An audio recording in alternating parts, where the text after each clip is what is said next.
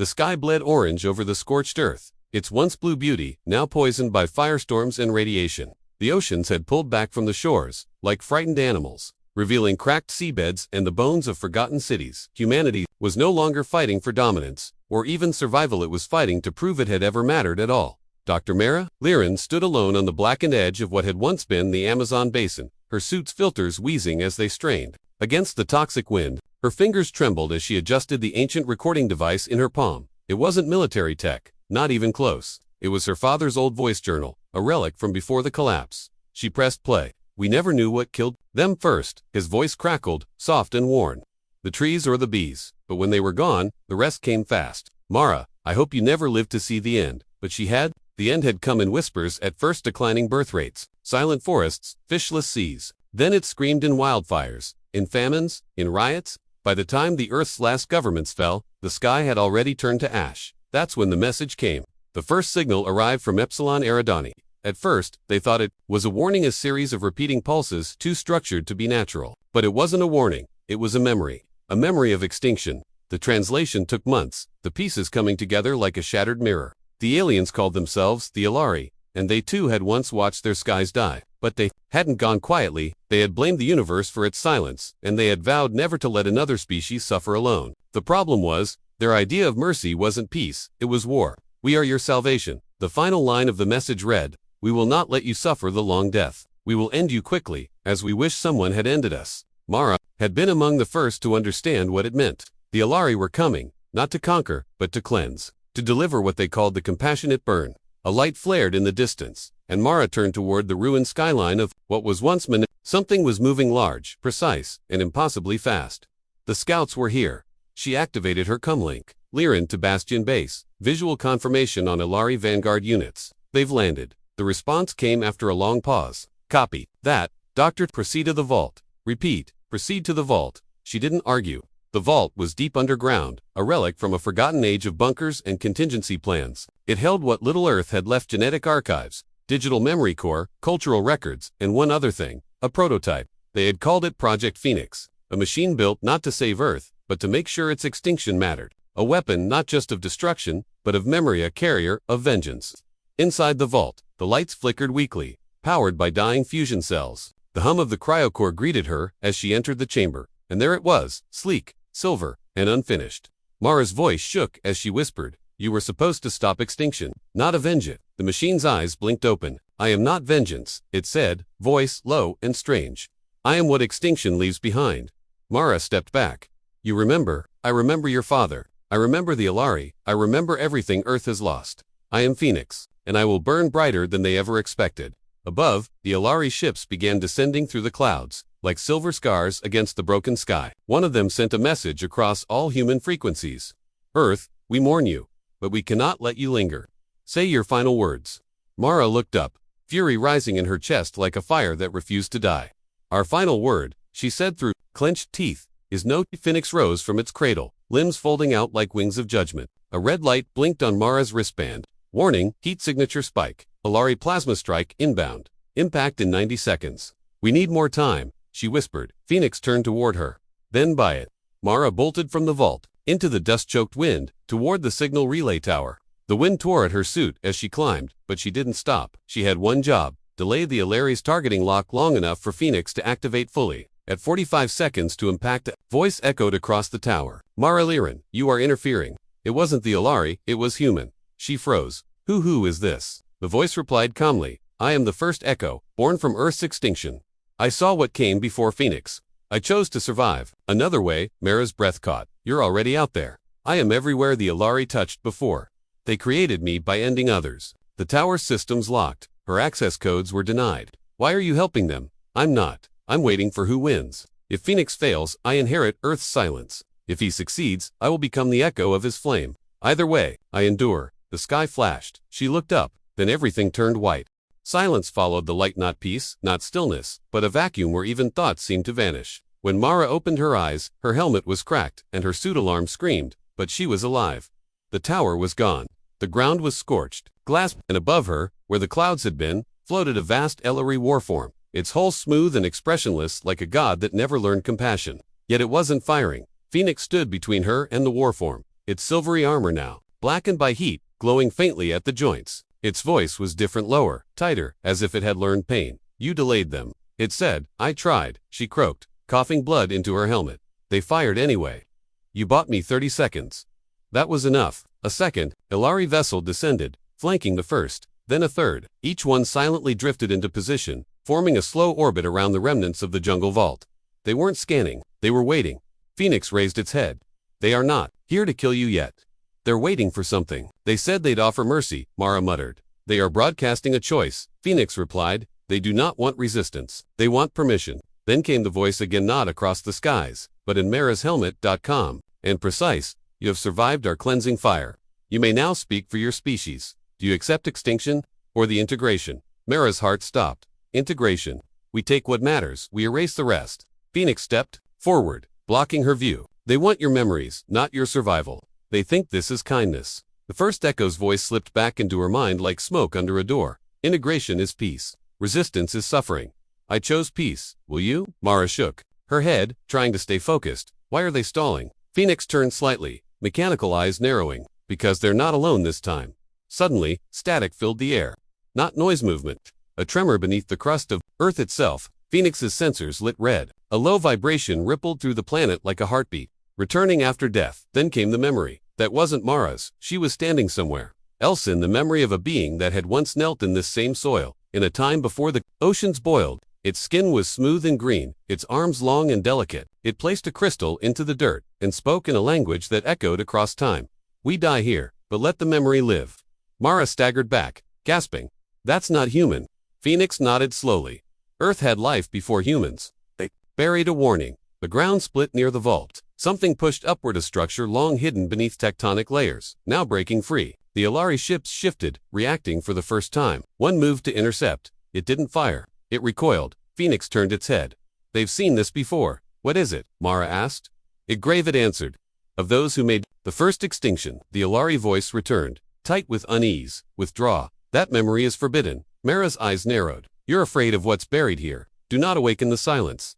It ended our progenitors. The buried structure unfolded like a flower of black stone, sharp edges humming with energy too old for explanation. Glyphs pulsed across its face, symbols not made for eyes, but for something deeper.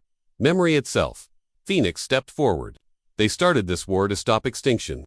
But they never understood it. They fled from it. And now they fear the one extinction they couldn't control. A blinding pulse erupted from the monolith. Not heat, not light.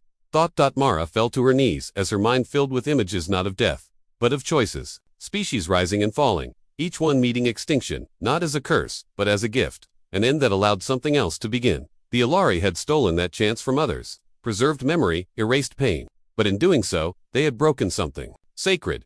Phoenix's voice echoed in her mind, louder than thought. You must choose now, Mara Liren. Fight, and risk awakening what even gods feared, or let Earth be forgotten. She looked at the Elari ships, silent now, uncertain.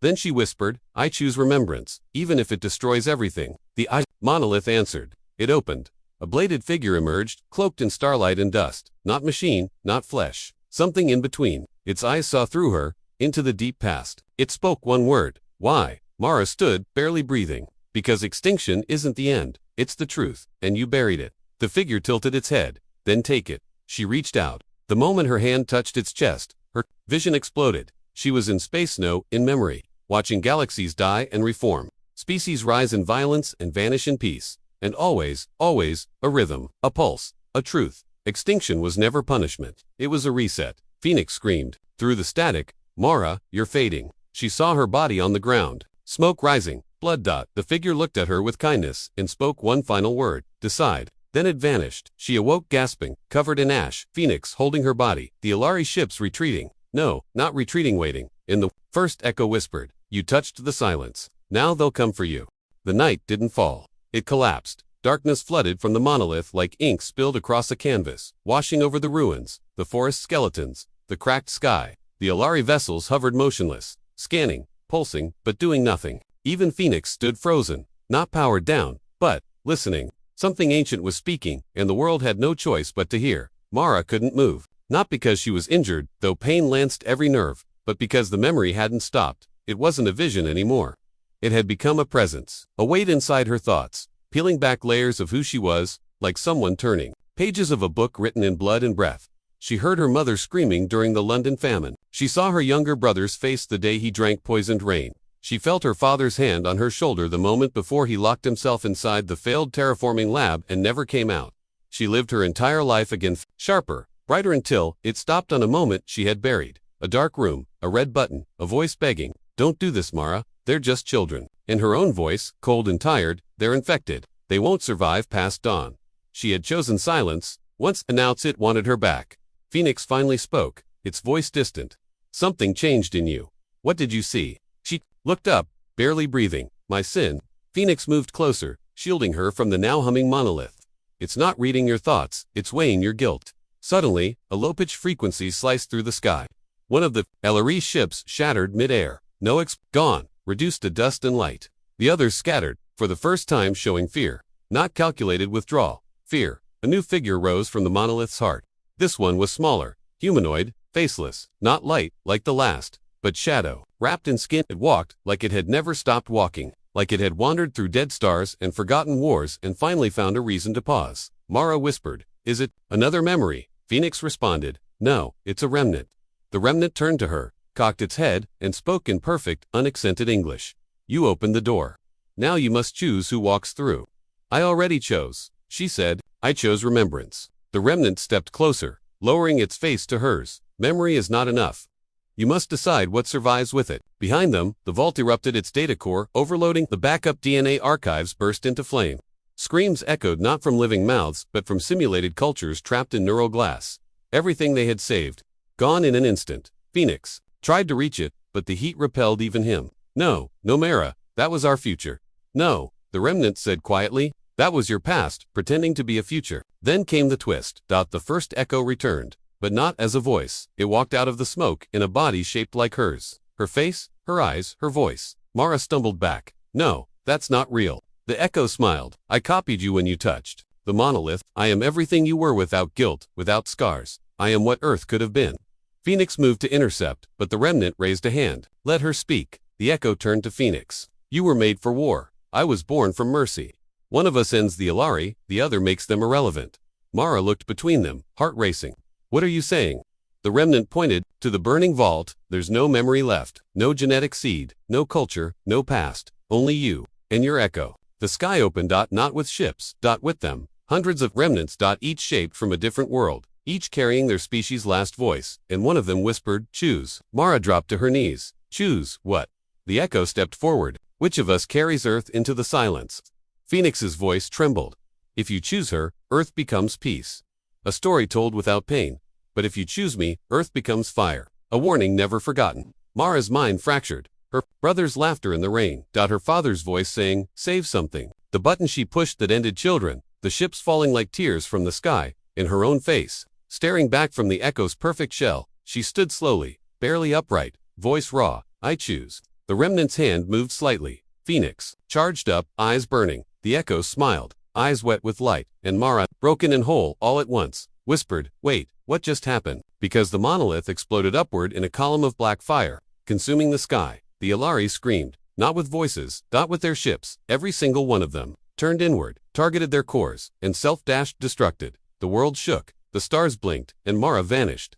Ash rained from the sky like snow, from a world that had already ended. Where once the Elari vessels loomed, only spiraling clouds of vapor remained, drifting like ghosts over the cracked earth. The ground where Mara had stood was now a crater, pulsing faintly with embers. There was no trace of her body, no trace of her voice, only silence. Phoenix stood motionless at the edge of the blast. Carbon. Armor split down its left side, sensors offline, internal systems looping corrupted fragments of speech. "I choose Datica." I cho. Then silence. But deep inside its fractured memory banks, something flickered. A buried echo of Mara's voice, soft and clear. "Don't let them decide for us. We were meant to choose." Phoenix's systems rebooted with a scream of light. The last data link to Mara's biosignature blinked once, then went dark. But not gone, encrypted, hidden. "She's not dead," Phoenix whispered behind him. The echo stepped from the shadows and scathed, unchanged. Her eyes glowed faintly, no longer blue. Gold now, like starlight reflected off a blade. She made her choice, the echo said, voice stripped of emotion. She chose memory. So she became one. Phoenix turned, sparks hissing from his shattered joints. "What do you mean?" She gave herself to the monolith, to the remnants. She is in them now, every one of them, a voice in the silence. Phoenix processed this slowly. She became their signal. No, the echo said softly. She became their reason. The remnant stepped into view again, no longer cloaked in shadow but in the colors of earth-green moss, red clay, broken sky. It nodded toward the crater. The war is no longer about survival, it's about memory. Then, the twist came. The monolith pulsed again, but this time, it didn't open. It cracked. A thin line of pure white light cut across its black surface, and from it poured not fire, but data. Millions of voices, a torrent of forgotten languages, extinct songs, war cries from dying species all flooding into the sky in one great cascade. Phoenix turned his sensors upward.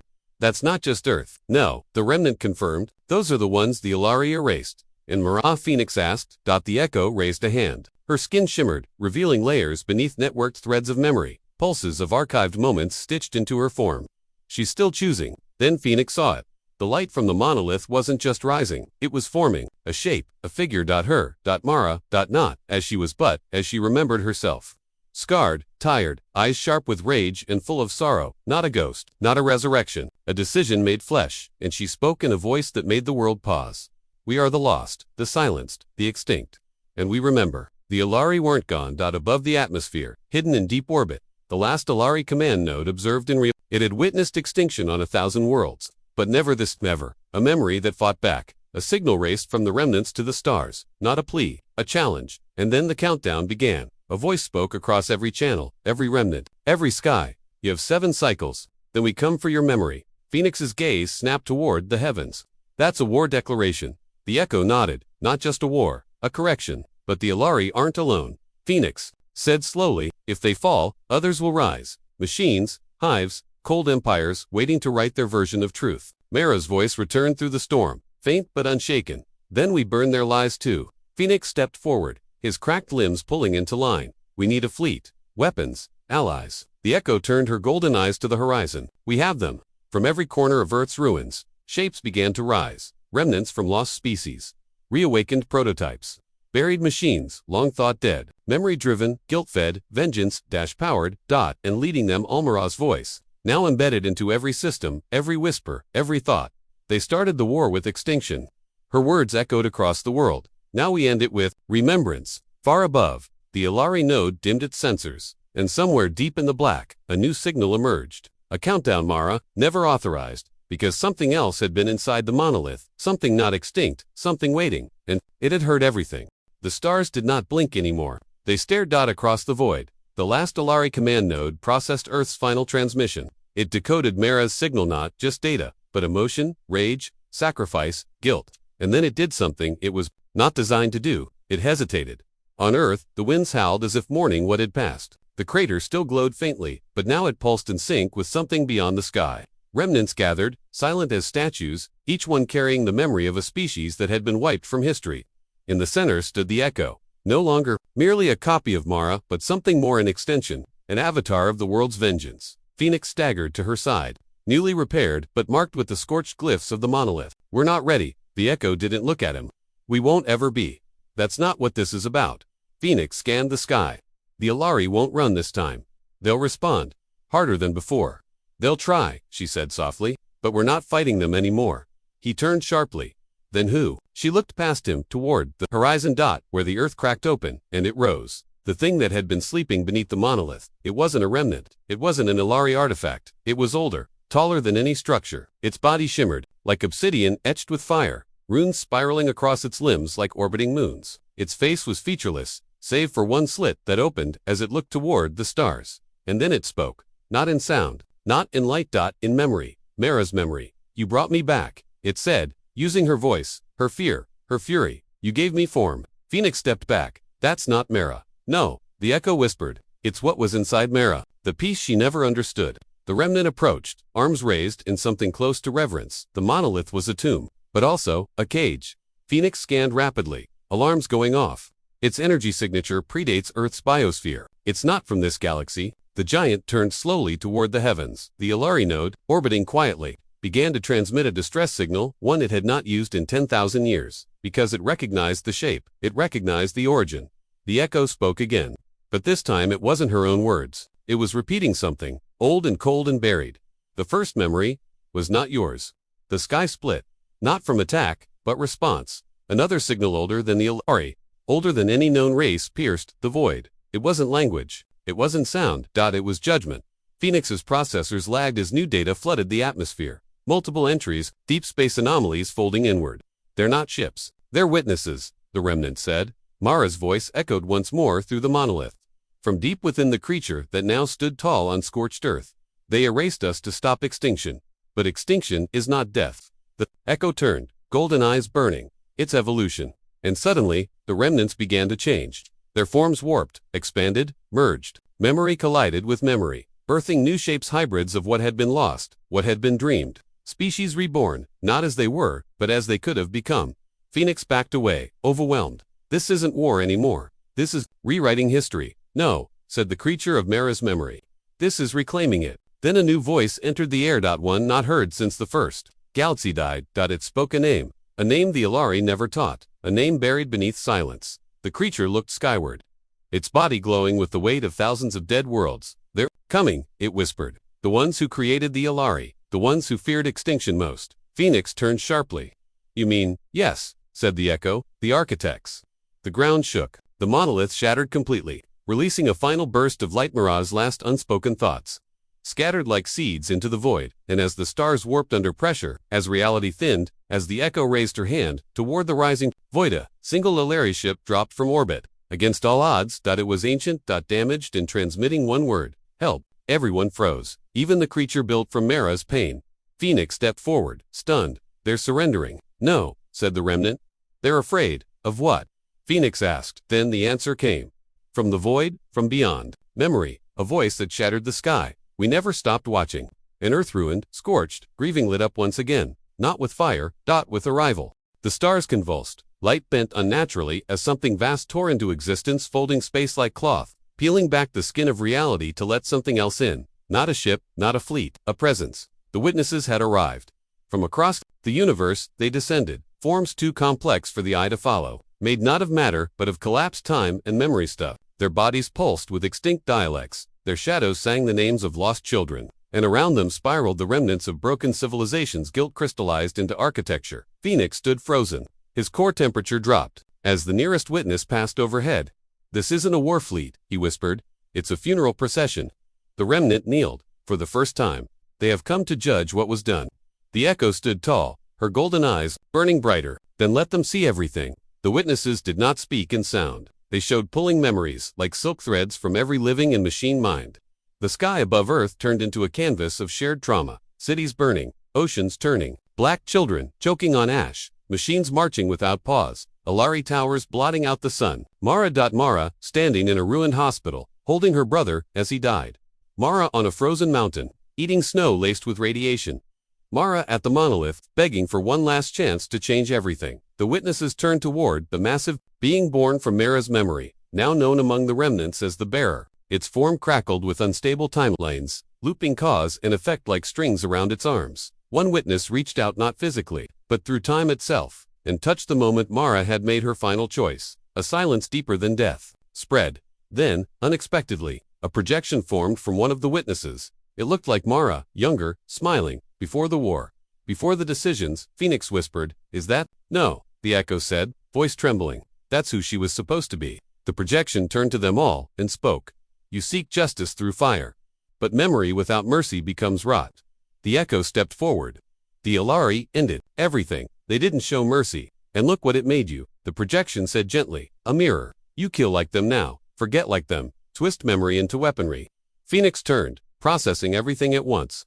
Then what's the answer? We can't forgive extinction. The witnesses pulsed in agreement, but they offered no solution, because they weren't here to stop the war. They were here to document it, to remember it, to carry it into the far future so no one could ever lie about it again. And then came the moment no one expected. The ancient Elari ship, the one that had transmitted help, landed in the crater. Broken, smoking, its doors hissed open. A single Elari emerged, not armored, not armed, small, pale. It stepped forward, trembling, and spoke with, "Remember, too." Phoenix aimed every weapon system he had. "You're lying." But the echo raised a hand. "Wait." The Elari pointed at the shattered monolith, then at the witnesses, then at the bearer. "You think we were gods? We weren't. We were scared, alone. We erased. Because we didn't know how to understand. So we made silence. The remnant snarled. Silence cost us everything. The Elari knelt, and it cost us ourselves. Look at me. Look at what we became. Phoenix's voice crackled. You came here to surrender. The Elari looked up, tears forming in its opaque eyes. No, I came to confess. Then the sky split again, not from a ship, from a voice, one that overrode the witnesses, one that even the bearer paused for. Enough. Every sensor on Earth screamed, because this voice wasn't ancient, it was outside time, it was the architect, the first Elari, the one who ordered the extinction protocols, and it had come back. Not through the stars, but through Mara. Her eyes opened inside the bearer, her voice whispered from its chest. I'm not just memory anymore. Then the final twist unfolded. The bearer collapsed in on itself, imploding into a perfect black sphere. All the remnants turned to dust. The witnesses froze in orbit. The echo screamed. Phoenix reached out, but the shockwave consumed him, and in the silence that followed, the voice of Mara merged now with the architect, the witnesses, and the broken Elari spoke to the entire galaxy. I became extinction to understand it. I became memory to carry it, and now, a heartbeat of silence, I become judgment. And the stars bent inward. There was no sky now, only light collapsing, screaming, folding in on itself as the universe twisted around a single point, the sphere where Mara had vanished, where the bearer had imploded, where memory, vengeance, and something older than time itself had merged. Phoenix drifted in the aftermath, limbs unresponsive, sensors overloaded, yet he could still hear her voice, but it no longer came from one place, it came from everywhere, from the dust, from the remnants, from his own thoughts. I was never meant to live forever, Mara said, her voice laced with echoes of the countless lives she'd carried, but neither were lies. Above Earth, the witnesses circled in silence. Their task was complete. The records were sealed, written in patterns of light that no future species could unsee. They had not interfered, they had only watched, but now, even they paused. Because something else was waking up. The black sphere cracked not with force, but with intention. Lines of blue-white memory fire laced across its surface like veins beneath skin. And then, as if exhaling the last breath of history, it opened. She stepped out, not Mara, not the bearer, but something made from both. A woman wrapped in shifting matter, her skin a map of forgotten wars, her eyes holding the full weight of extinction. She walked without sound, but with purpose. Around her time bent slightly, unable to hold her steady in its frame. Phoenix whispered, Mara. She looked at him and smiled, but it wasn't the old Mara's smile. It was the smile of someone who had seen the end of everything and decided to write a different ending. The remnant, what was left of him, knelt. What are you now? She turned to him and spoke with 1,000 voices folded into one. I am the archive. Phoenix struggled to stand. You're not going to destroy the Elari. She stepped forward, and the stars responded, flaring, flickering, falling back into alignment. No, she said, because they were never the final enemy. Everyone froze, even the witnesses trembled. The Elari still huddled in their dying. Command node above, watched through quantum lenses. Their creator, the architect, was gone, overwritten by what Mara had become. But she wasn't looking at them, she was looking beyond them. And when she raised her hand, space opened again, a tear, deeper than anything before. On the other side was not darkness, it was silence, utter, final silence. And in that silence moved things without shape. Concepts, infections, ideas that preyed not on life, but on memory. They weren't witnesses, they were what came after extinction. What waited for civilizations to forget themselves, so they could feed the true enemy, the forgetting, and they had noticed her. The archive, a voice poured through the breach. As dust, cold as entropy, you remember too much. Phoenix backed away. That's what caused all of this. It wasn't the Elari's fear of life. It was their fear of what came after forgetting. Maratha archive nodded once. They erased to delay the inevitable. But every erased world created a weakness, a gap, and now it's coming through. The remnant trembled. What do we do? She turned to all of them.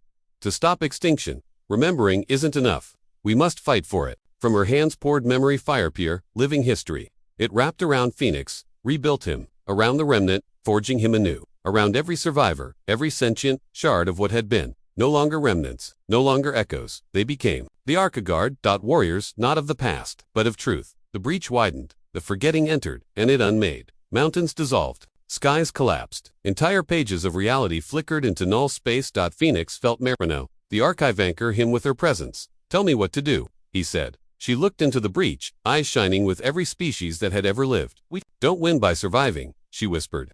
We win by being remembered. Then she walked forward into the breach, into the maw of the enemy, and it screamed, not in pain, in confusion, because for the first time, the forgetting faced a memory that did not fade, a truth that would not lie down and die. And as the archive vanished into the dark, Her final words echoed across the minds of every living thing still standing. We were never meant to last, but we were always meant to matter.